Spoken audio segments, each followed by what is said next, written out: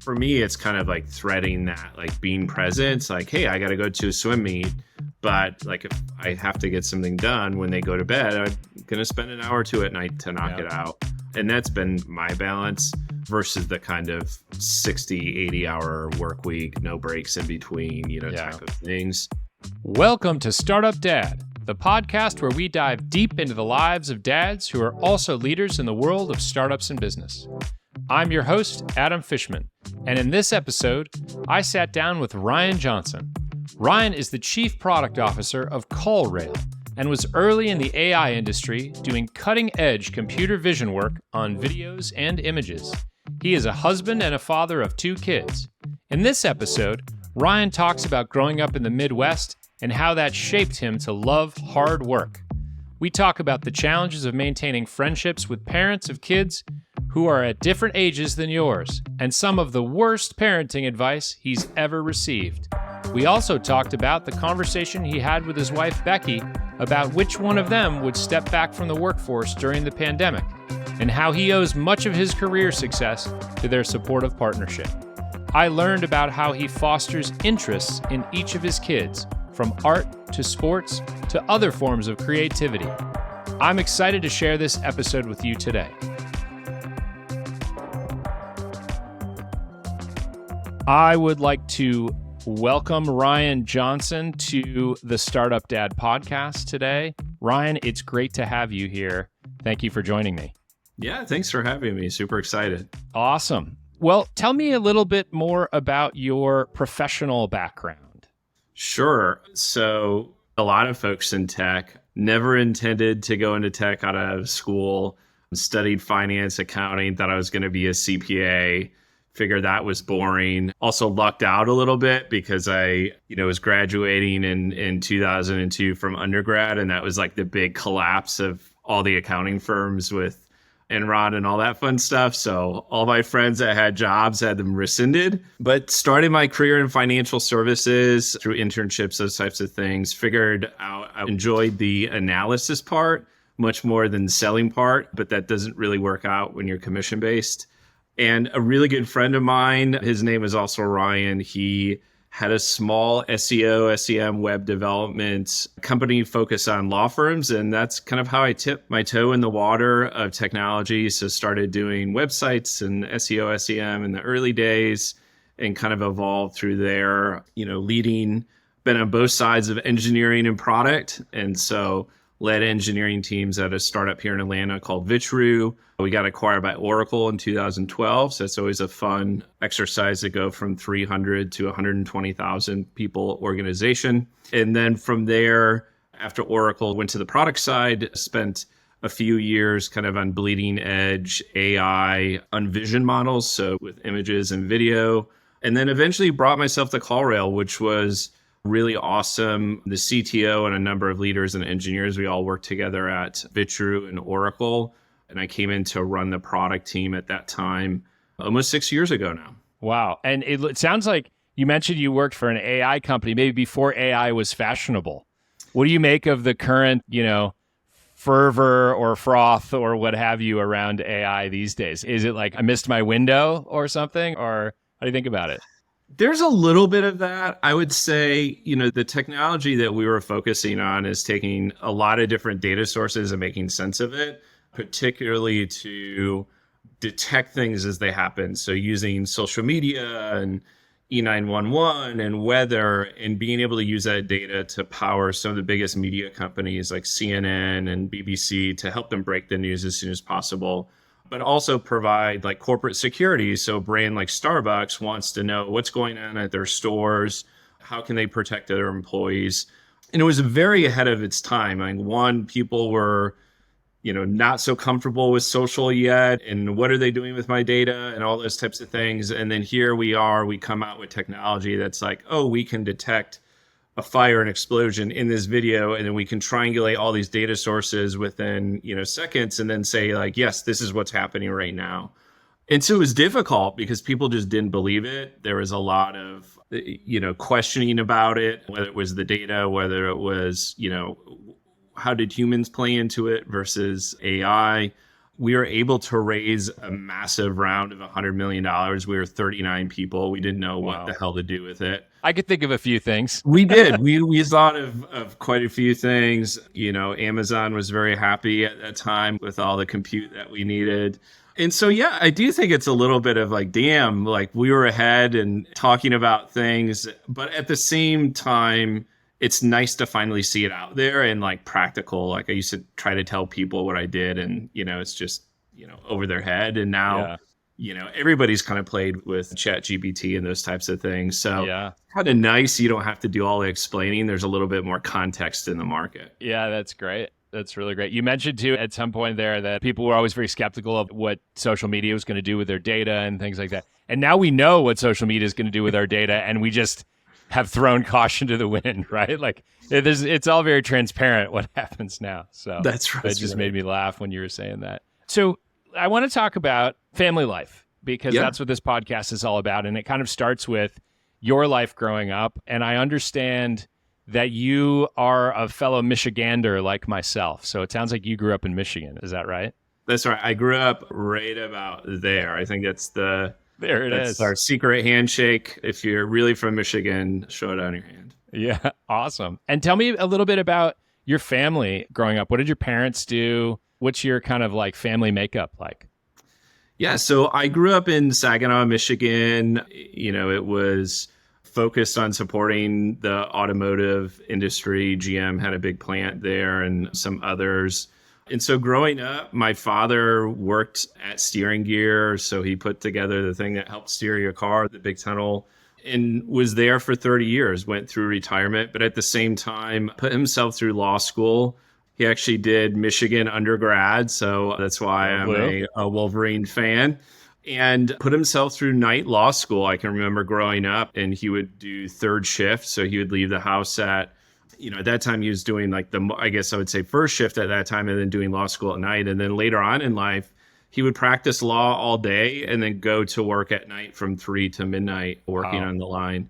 So two completely different worlds, like, looking at your dad and, oil stain things to go and then like being in a courtroom, which is just really impressive. And then my mother was a special education teacher. She actually taught at my high school. So that's always fun to have your mom at the high school you go to. Actually was beneficial. Like, you can be late. And I was an introvert back then, and she was our class sponsor, right? And so she actually knew more girls and people than I did, and they loved my mom. So it actually helped out. It worked out a little bit. But yeah, most of my family stayed around the Saginaw area.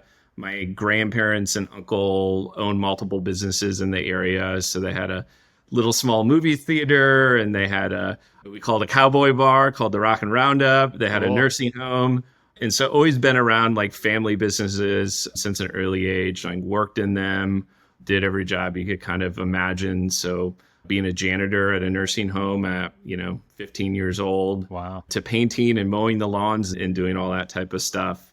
And then I have a younger sister and brother. So my sister is a few years behind me. And then my brother is almost 10 years younger.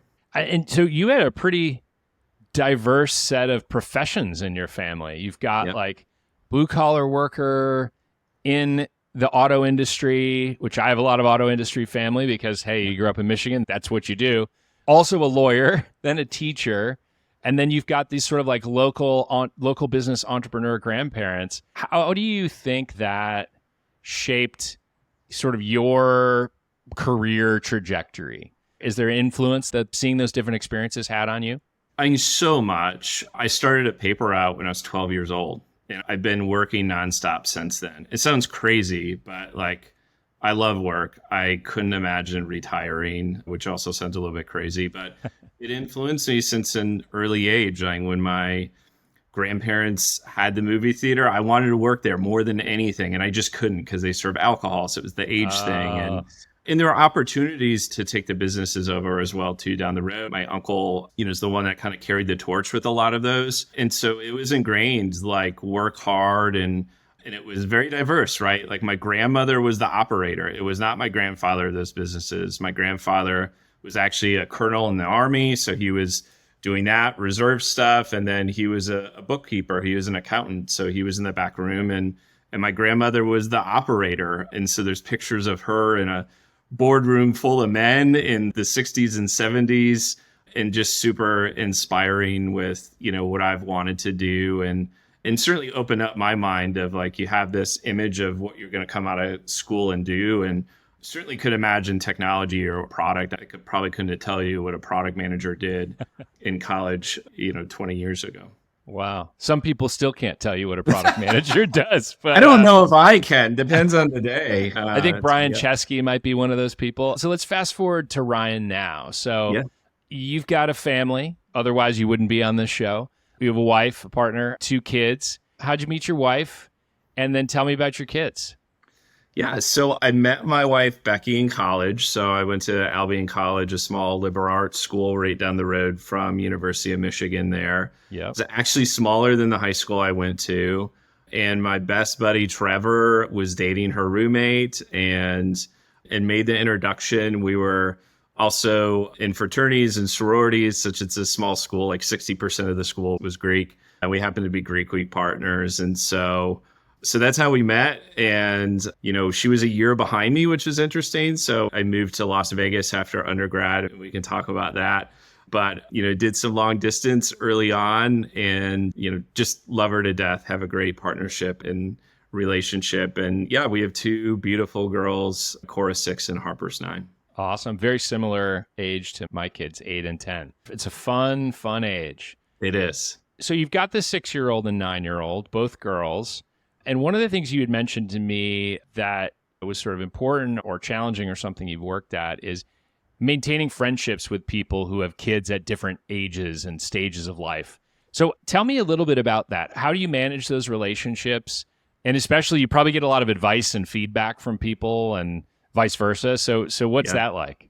Yeah, I thought it was an interesting topic because we were, even though I would say we weren't young when we started having kids, we're in our early 30s, we were kind of the first of our friend group to have kids. And so that's interesting, right? So you have a bunch of friends, you're the first one, they are kind of living their life. They don't understand why you can't come out anymore and just drop these things. And why do you look like zombies all day? Because you're not getting any sleep.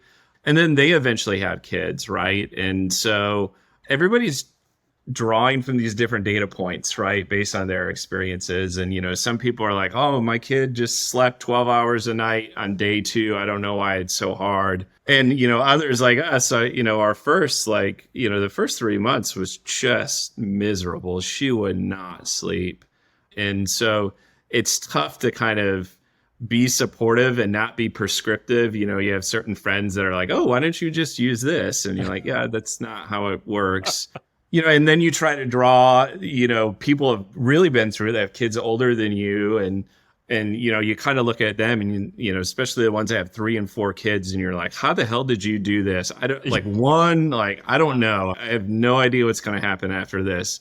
Obviously we had a second, but there's a point in time you look at them and you go like, what? It must get better. Show me the way. And so I think it's kind of difficult. And one thing during the pandemic that was interesting is I feel like we were much closer because it was like, okay, you have a bunch of kids, take them outside. That's the only thing you could do. Go to a park and just let them run. And kind of age and that stuff didn't really matter as much. And they were very young. But as they get older and you're in different schools, we live here in Atlanta. It's a big city. So the boundaries of where the schools are, some of the groups, they start, even in 1st, 2nd grade. It's kind of wild as you watch them in these groups and your friends. And you start to distance, right? Everybody was invited to the parties before and now no one is because, they got 20 kids in their 1st grade class that they got to deal with now.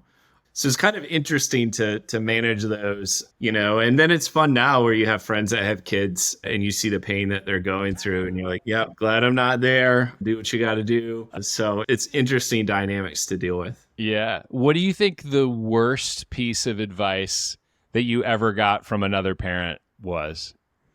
By the way, the 12 hours of sleep on the 2nd night, that hurts. That one really irks me. But what's another just terrible piece of advice that you got? I think it's a lot with probably more towards Becky, things with like breastfeeding and sleeping where it's just, you think it's easy. You just think it's this nature thing and it's just supposed to happen and it's easy and it's a cluster. Yeah. And so it's just like all the things. Have you tried this? Have you tried this? Yes, like we have. It's not helping at all. Like, can you just come over and watch the baby for a little bit? Or it's like the latest and greatest. I read this, did you try this? And I know we're going to get into it as, my youngest has a rare auto-inflammatory disease. And so there's things around that when we didn't know, and she had hives and fevers. There's lots of opinions. Did you see this doctor? Did you try this? And maybe it's gluten and maybe it's this. And, it turned out to be something, significantly rare. So I think that stuff was kind of like okay, like we get it. You're trying to help, but it's not. Yeah. Yeah. I think it's great what you pointed out there, that a lot of the advice came in Becky's direction. I feel like dads don't have a very deep bench of advice for each other. It's like we have one trick. If that doesn't work, I don't know. Yeah. And so, but man, that the mom advice is real and it's just like never ending. And I mean, I don't think it probably stops until the kids are, I don't know, adults themselves. On their own. Sure. And then even then probably you get, grandmother advice from each other. So tell me a little bit about Becky. Yeah. Love to learn more about her. Yeah. So another Michigander, grew up in the Detroit area in Clinton Township. That's where my mom lived for a long time. Oh, really? Nice. Yeah. So she grew up there, went to all girls Catholic school there before coming to Albion. And she has a degree in geology and, came out of school, started working in sustainability and in environmental consulting and those types of things. And so, working for oil companies to really interesting stuff with casinos because we lived in Las Vegas. So she actually did all this type of federal air permitting for their generators when the power goes out. And you have these huge things that run on diesel, like they have like federal permits, almost like factories do. And so she did that at the corporate level, actually for a little bit, worked in Caesar's Palace, which was pretty amazing in their corporate offices there. And yeah, spent about 18 years doing that, most recently working on all the energy efficiency, green building types of projects for new and existing buildings. So all the big skyscrapers you see here in Atlanta, we can drive down I-75 and I can point them out and be like, yeah, that was her project and her project. And yeah, and has, been on this crazy ride with me across the country a couple times and startup world. And she's had the, this stable job with insurance and all those things that sometimes we need to pursue our passions. Yeah. And I think you mentioned, when we were doing some prep for this call, that she, during the pandemic, like a lot of women, stepped back from full-time out of the home work. Don't want to make short shrift of the fact that working inside the home with two kids is taxing and challenging. But she stepped out of her kind of typical professional life. Tell me a little bit about what that conversation was like with her. How did the two of you come to the conclusion that made the most sense? And I imagine it was a big decision. Yeah, we probably made it 12 months through the pandemic, both working, both kids on Zooms and those types of things. She was already working part-time at that point to try to help out with more of the home front stuff, but business just was not slowing down. It was actually picking up.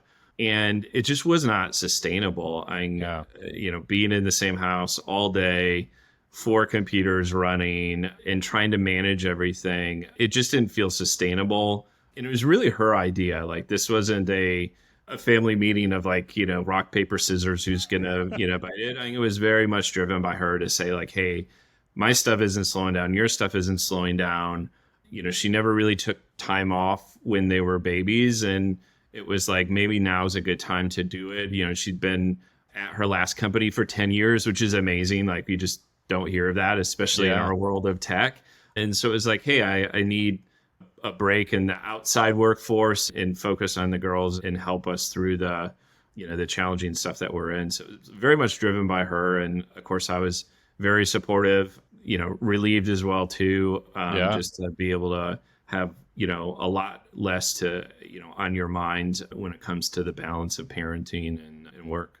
Yeah. And what a fortunate position to be in too, to be able to have someone that can do that, right? Like absolutely not that many people were that we're sort of in that boat. So I know. I want to stay on this topic of one of the things you mentioned right before this was Becky's the one who has had the real job, right? With the benefits and the security and working at the same place for 10 years. Yeah, not to take anything away from CallRail, which I'm sure is also a real job. Yeah. But, it's so rare, like you mentioned in the tech world, especially in the world of startups, to stick with something for a decade, right? Like, unless you founded the company. So, I guess one question that I have is that's probably a conversation that the two of you had a few times about like who gets to be the stable parent and who gets to be the balloon flying up and down.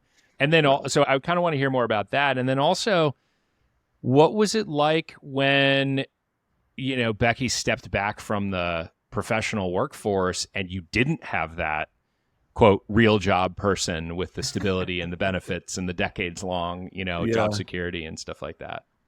Yeah, so it was definitely conversations. When I started my career in financial services, it was a big publicly traded company and, had all those types of things, certainly before kids. And so it was very small time, 2-person, like, hey, why don't we try this out? It looks interesting. And I think there's different ebbs and flows. I think, Vitru was, I would say still in the height, like the big growth, not as stable, but then getting acquired by Oracle, obviously you have the stability there, but we always get drawn back into it. And so it was definitely like, okay, we got to have at least one job that has benefits. And if things go sideways, we can do that. I think luckily CallRail, when I joined, was much more further ahead of the curve. And so obviously that risk was not there, but it's definitely a conversation and it's wild. I have friends that, both partners are like founders of companies and have these things. And I'm like, oh my gosh, like how the hell do you do this? Because it's just a lot of stress, and not that her work was not hard or stressful, but in different ways. And, coming home and thinking like, okay, are we going to make payroll this week? So having that was really important. I think, I literally could not have done what I've been able to do in my career without her, like hands down. She said, hey, I want to go back to school and get my doctorate in geology and be a professor, which was things in her mind, right after school. Like I probably wouldn't have gone this path. Like we wouldn't have been able to do those things. Mm-hmm. So I think it's that partnership, that balance of figuring things out. And then certainly, the last 2 years has just helped dramatically to know that, she's at home and the kids can get to swim and all these activities, and I don't have to worry about it having a bigger team and, all these dynamics going on. So it's been a lot, less stress to have to worry about those things and know that like the real hard job is being taken care of at the home. Yeah. And have that support. And like I said, I do not know how I would do without her. I would probably still be a financial advisor or an accountant. Not that those are bad things, but I'm going to be sitting here. Not bad, just maybe less exciting. Yeah, there you go. Startup world. There you go. There you go. So tell me about the decision to start a family. For us, I think it was partly financially driven. We had a lot of student loan debt, came out of school and had entry-level jobs. And so financially, you want to be in a better place. Mm-hmm. We were 21 and 22 when we moved to Vegas. And so that is certainly not on the agenda to have kids. And so, over time, I was the oldest of the grandchildren in my family. And so my grandmother, the business leader I was talking about, she really wanted great grandchildren, and I really wanted them. And we took our time. I certainly probably dragged my feet a little bit more because I always had this like, hey, here's a perfect time, the perfect job, the perfect amount of money in the bank. And you realize it doesn't come. And then you're sitting in your early 30s and you're like, oh, shit, if I don't get started, I'm going to have 10-year-old kids and I'm, 60. So, so time's a ticking. And so, eventually it was like, okay, like, let's do it. There's never going to be a great time. And yeah, luckily we were fortunate enough to have two. Awesome. What's the earliest memory that you have of becoming a father?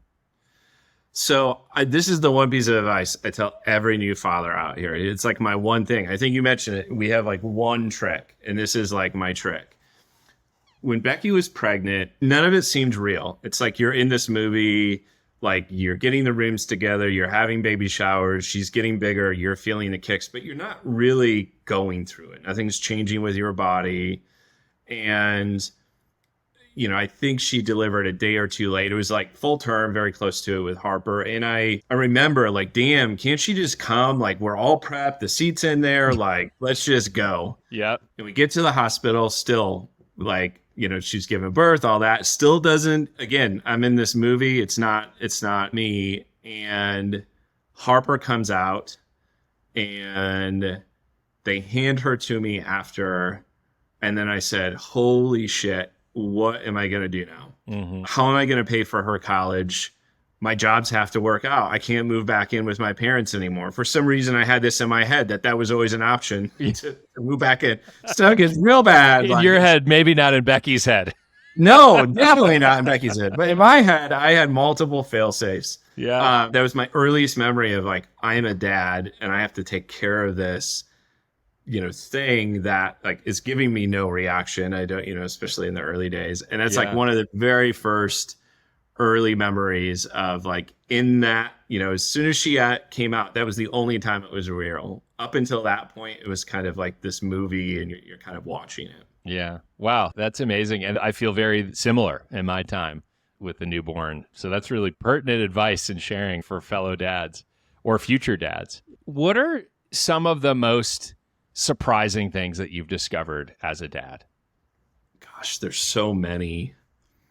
One is like catching yourself talking or thinking like your parents. It's like the most annoying thing ever. Just like little mannerisms or tics or sayings. Like that's surprising because you thought there's no way that's going to happen. It's also one of the odd things that I think about is I always thought about my parents. Like I can remember when my dad turned 40 and my mom put this sign out we lived on a busy street and it said, Lordy, Lordy, Randy's 40. We still love him. I remember it. And I was about Cora's age. I had to be 6 or 7. And I remember, man, my dad is so old. Yeah.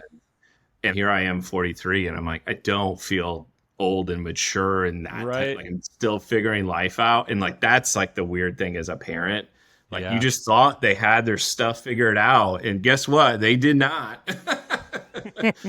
And we ended up okay. Yeah. But it's a little scary. Like now thinking about it, I'd be like, oh my gosh, I thought they had their stuff together. They did not. And so that's been interesting as a parent. And then I just think like their personalities and things that they take from each parent. Like you see Becky and Harper and Cora in certain ways, and you see Ryan in certain ways. And it's just interesting what it is. It's just like total randomness of genes and what they pick up from you. And it's just amazing to kind of see that funny, like, oh, that's a Ryan or oh, that's a Becky. It's truly amazing how it like all gets intertwined and how that evolves and how it changes over time as well, too. Yeah. Do you have one kid that's like more like you and one kid that's more like Becky? Yeah, my oldest, Harper, is just like me, and I get made fun of that way. She's outgoing. She will talk to anybody. She has confidence even when she shouldn't have confidence. And Cora is much more of a thinker and, scientist and a little bit more quiet, a little bit more reserved, but will surprise you, a great sense of humor. So yeah, we definitely have our like, oh, Harper's like Ryan and Cora's like Becky. That's cute. So one of the things you mentioned during our prep was, this idea of kind of fostering interests in your kids. And you mentioned to me that you're a big racing fan, car racing fan. Yeah. And so that's obviously one thing that you've tried to foster an interest in with your kids, probably with some fits and starts there. Tell me a little bit about that. And then tell me about how do you work on getting your kids interested in things like music and art and sports in the case of racing or other sports? I'm sure it's not easy. Kids always don't do what we want them to do. So that's right. I grew up, my parents were big motorsports fans growing up. They went to like the Indy 500 30 years in a row. And, I certainly got to go to those races and the races at MIS in Michigan and in downtown Detroit and Belle Isle and those types of things. So from the earliest age, I was exposed to it. That was like their thing. It was part of family vacations. And I just became obsessed with it through life, whether it's myself, taking my car to the track and doing that or going to car races. And so, one is I try to expose them to those things and bring them to car races. I think they enjoy the treats there probably more than the excitement because they get, pop and candy and all that fun Yeah. stuff.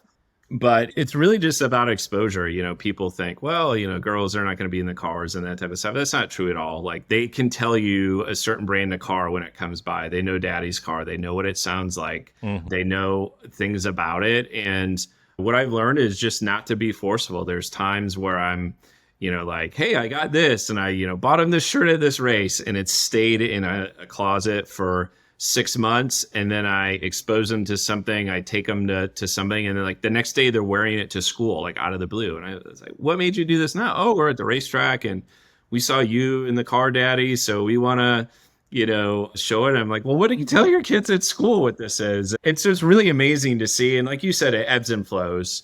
And then on the music and art and sports, we're pretty laid back about it. We ask them, "Hey, do you want to do soccer and tennis or t-ball and those types of things?" Of all sports that they took to was swimming. There is no swimmers in my family at all, or Becky's family. Every single cousin, there's literally not one competitive swimmer, and they're really good at it and they really enjoy it. They did their first swim competition in Atlanta like all summer. It was like weekly meets, and it ended at the Olympic pool at Georgia Tech where the Olympics were. And so, here's these little tiny dots, in this like crazy pool at 6 and 9, and they love it. And I don't even know how they move in the water with some of the strokes that they do. But it's being there and being supportive, and we get into it, right? That's kind of the stuff I remember with my parents supporting, the sports and things that I was involved in. They would just get into it and show support and just letting them explore things. I mean, they do music class, and it was because, a friend's kid that we were visiting had a piano or a keyboard, and they were banging on it. And they were like, well, if you're interested, you can do it. Yeah, let's do it. Great. In art and in those types of things. And so really, I think it's not trying to press too hard on those types of things. And, for me, it's exciting because I feel they're really good at things that I was never great at, when it comes to the swimming stuff or the art and the music. So it's really interesting to see that where there is like no outside influence from Becky or I. It's from friends or family or grandparents, those types of things. Yeah. No, that's interesting. So I wanted to switch gears for a second. Yeah. And talk about, some of the tougher parts about parenting. And one of the things I wanted to come back to was what you mentioned about your youngest daughter, Cora, and that she has a rare auto-inflammatory disease. So tell me about that. What is it? How does it manifest? And then I want to talk a little bit more about the process of getting that figured out. Yeah. So she has a disease called Muckle-Wells Syndrome. It's about a 1 in a 4 million occurrence. So it is very rare.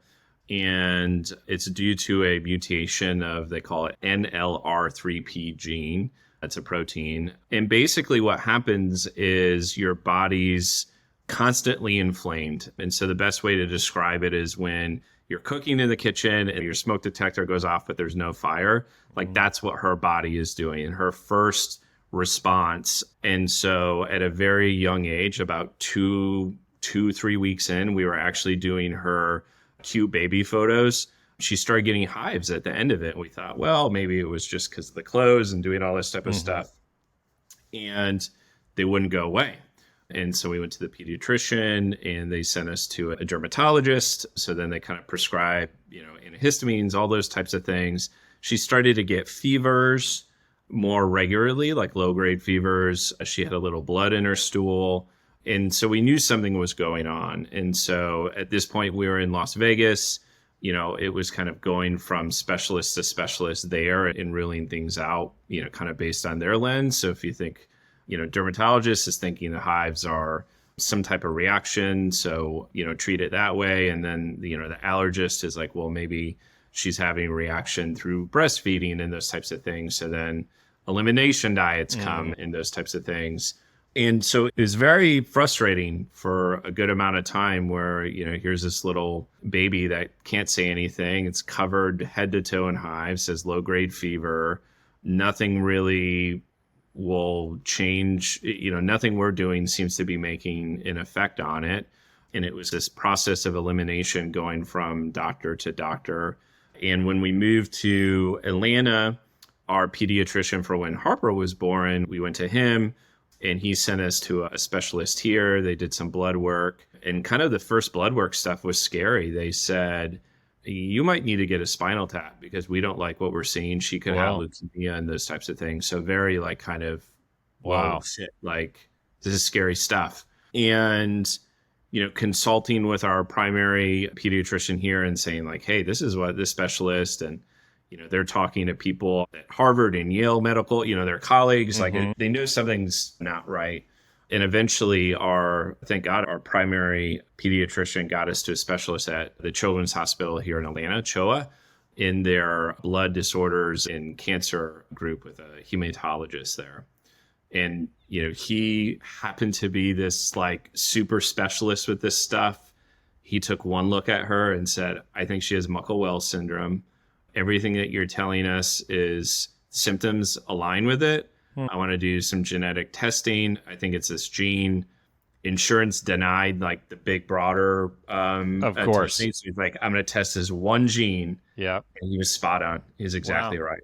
Wow. And it's just crazy. And at the same time, I actually had a good friend from high school that dawned on me that he was a pediatric hematologist out in Irvine, California. So I called him, was telling him this stuff like, hey, spinal tap and this. And he was like, send me all her stuff, like pro bono, let my team take a look at it. And by happenstance, his partner doctor was in a group at the doctor here in Atlanta too, that specialize in these things. And yeah, so she got diagnosed with Muckle-Wells syndrome, and very unique that we were able to diagnose it this early. A lot of times it gets diagnosed as like hives for no known reason or fevers for no known reason. It's just kind of this thing that people will deal with their whole life. And you can imagine your body being inflamed for that long. It can have other effects. It can impact your organs. Hearing loss is a common symptom and those types of things. And so luckily with her, she has a more mild, moderate case of it. So she doesn't have the drastic like organ issues or joint issues that we know of. And so she's on an injectable shot. So it started out like twice a day at the house. So Becky and I had to administer that. And luckily there's another one that we could utilize. It was once every like 8 weeks, and now it's once every 6 weeks. And it was like a light switch, like literally her first shot, hives went away, fevers went away, the lethargy went away. The teachers at preschool were like, this is a completely different kid, has all this energy. And yeah, I don't know if we would have figured it out without being in Atlanta. Like it's kind of like a whack-a-mole game. And and it is something very rare. Like we've met one other family in Atlanta that they introduced us to, the child that had it. And we're also very fortunate. A lot of times when you have this, you have other mutations with like more serious, types of, issues with bone deformities and being in the hospital all the time with fevers, or the medicines don't work and those types of things. So I feel we're very fortunate with that aspect of it. Yeah, wow, what a miracle to get to the right doctors and get that sorted out at such a young age, too. That whole process of, bouncing from doctor to doctor and them giving you sort of the house MD treatment, which is like, well, let's try this and let's try this. That must have been pretty nerve-wracking, I imagine. Like, I bet it was pretty stressful on the family. Well, and especially when they're so young, it's just like, oh, you want to give them this stuff. And then, this other doctor, through their lens is like, oh, I wouldn't do that.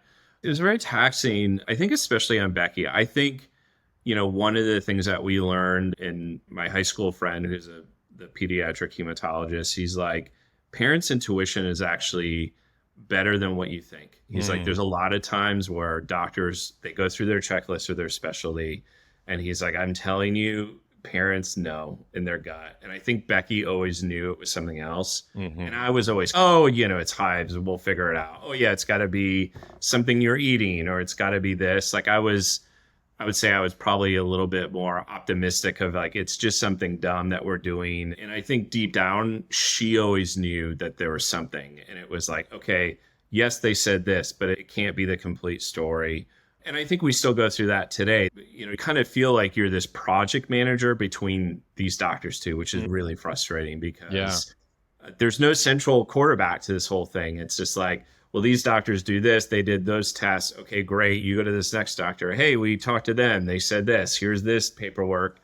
And then that's without getting into the whole cluster of the insurance companies and what's covered and what's not, and how many times you have to do an appeal just because it is so rare. Yeah. So it's very taxing on Becky and I on our relationship and just our personalities. And at the end of the day, like, she was right. Like, she had that motherly intuition that, like, hey, this is something I don't know. Obviously, we didn't know what it was, but there's something else going on. And, just super fortunate that we were able to get it, because, again, a lot of it just goes undiagnosed. And, many years later, it eventually gets diagnosed. But then things like hearing loss has already, happened in those types of things. So, hopefully we've, with the treatments that we won't have to deal with those things in the future. Yeah, that's great. And kudos to Becky for having that intuition. Your situation sounds very similar to me and my wife. She has the intuition, and I'm like, everything's going to be fine. And it's never fine. Let me fix it. Yeah. Okay, so very quick follow-up. Who is responsible for giving your daughter the shot every 6 weeks? Does this rotate between the two of you, or does she give it to herself now? No. So, she's 6, but she's a trooper. Like, she has to get blood work all the time, just because even with being on the shot, they have to monitor stuff. And she just looks straight at it. You're like, look away, no tears. Of course, they think she's going to lose it. And she is just a trooper with that stuff. Yeah. Unfortunately, because of how many pokes she's had to get. But it's a team effort. I'm usually the nurse that does the injection. She does the pre-prep with the ice and holding her down. And so it's always a team effort. It's always on the calendar. Can't forget. The calendar. Can't forget to order it, because it comes through specialty pharmacy and it has to be refrigerated and all those types of things. So yeah, team effort. And it's one of those interesting things that the doctors say, like, this is going to be a challenge when she gets older. Like, we have patients that just say, like, we don't want to do it, teen stuff. Oh, yeah. That, like, and I didn't even think about that. I'm like, really? And they're like, yes, like, when they get old enough to do it, like, you got to make sure. So it's been pretty straightforward, doing the team version of it. Well, that's good. Sounds like something that you and Becky do align on and agree on. Yes. What's something that you and Becky don't agree on when it comes to parenting? So I'm loud. Same. And I grew up, my dad was loud. I kind of knew, right? Like, if he's loud, it's done. Like, it's serious. Like, just stop. And I reacted well to it. So that was kind of my playbook. If I'm the loudest person to the children, and she's not that way. She's just like, they're shutting down. They're not listening to you. And you're loud, and now you just upset everybody. And so I think that's probably like the biggest one. And it's just my reaction. And usually it's like bedtime. Like, we've both had a long day. I just want them in bed automatically. If there was something that just taught children to be like, oh, it's 8:30 and to bed. Yeah. I just run out of patience, and it's not a great thing, but I would say that's probably our biggest divergence from parenting is decibel level. Ryan, you and I have so much in common, especially as it relates to bedtime and patience. And I don't know about you, but my kids' bedtime in the summer now has been just slowly creeping later and later and later. So yeah, we actually just got back from Michigan. We're up in Michigan for 3 weeks. So nice. We were doing some lake hopping with the family, and yeah, like, their bedtimes were 10:30, 11. Oh yeah, and they start school in 2 weeks down here in Georgia. So It's like, now we got to rein it in, which is really hard. Oh yeah, go cold turkey on the bedtime That's routine. Right. That's interesting. We start in early August, and I thought that was early. You basically start at the end of July, very early August. So That's wild. So I wanted to talk a little bit about just some of your personal perspectives on parenting and some of the sacrifices and stuff that you've had to make. So I'm curious, what is something that you have had to give up when you became a father? Like, when I get rolling on something, I cannot stop. And so if it's like yard work, it's like, okay, I mowed the lawn. Oh, I'm looking at the bushes. I'm going to do this. And it just goes and goes. Same thing, like cleaning the house.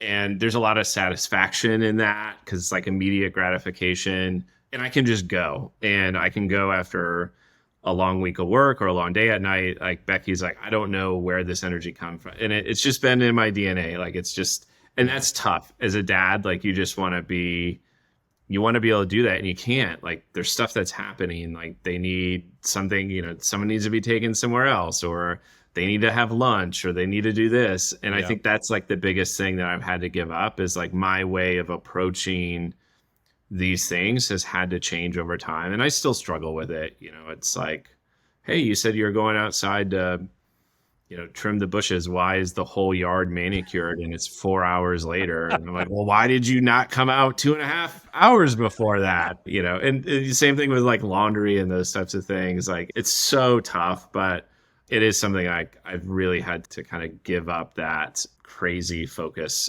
on stuff. And I think with work too, I think in previous lives, just, long hours without breaks and lots of travel and stuff too. And I felt like every time I traveled, one of my kids was puking, like at the airport, getting the text, hey, hope you have a great trip. By the way, your kid is vomiting everywhere.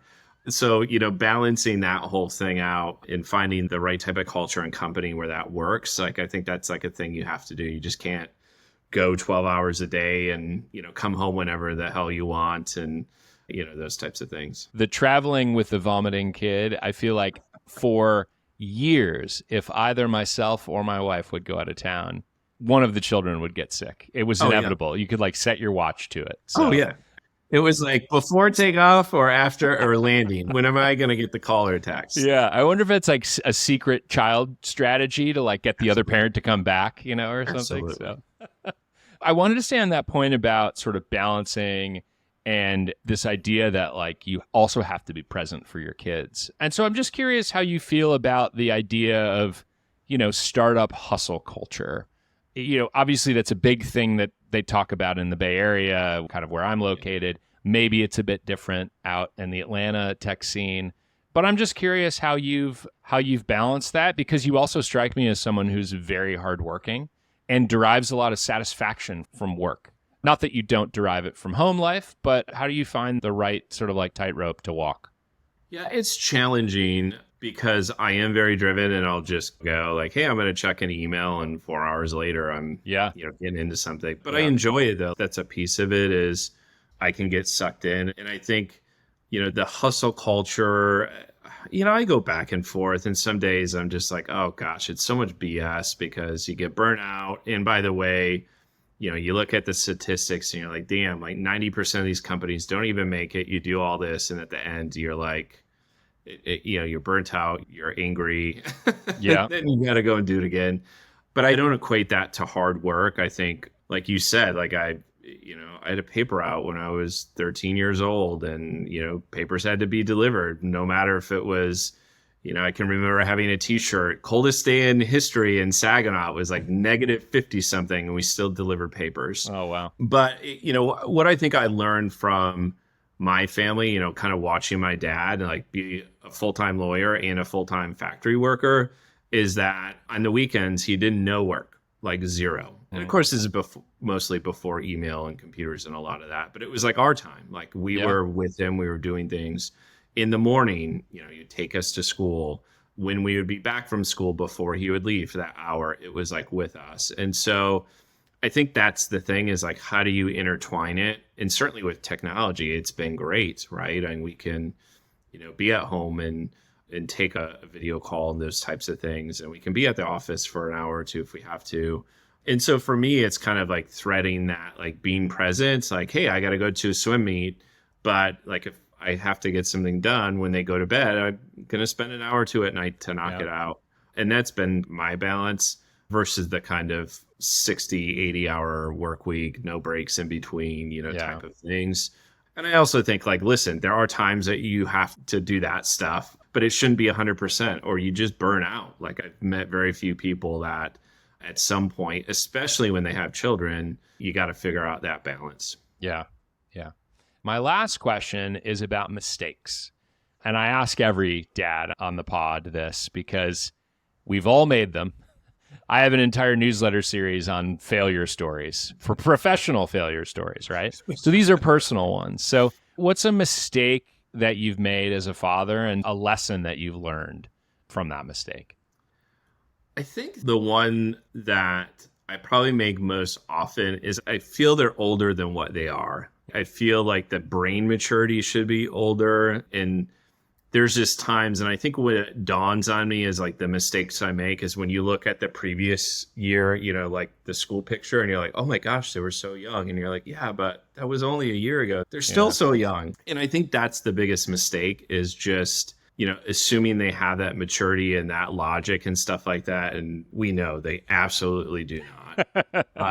And so like the stupid shit that they do and the things that you're like, why would that even make sense? Yeah. And I think that's like the mistake I make most often is just assuming they understand that stuff, assuming they built up, that Rolodex of things that they understand in life.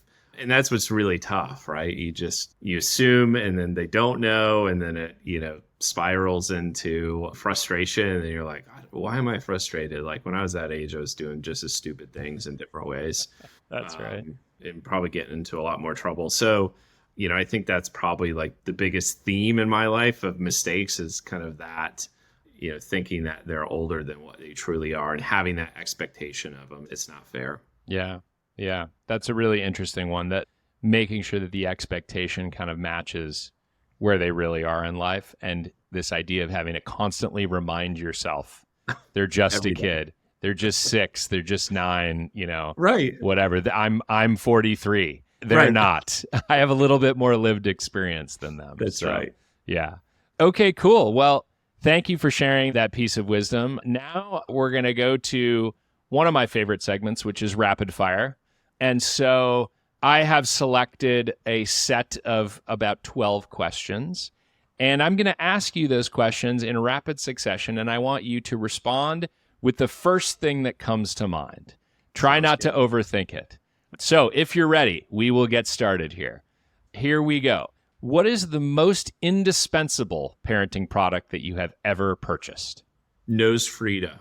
Ooh, not the first time I've heard that, by the way. Sucking out boogers, you never thought that was important. It was like life-changing.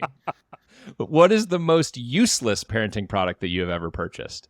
Any of like those automated swings, super expensive, lulls you to sleep. They're garbage. They're trash. Like never worse. Okay.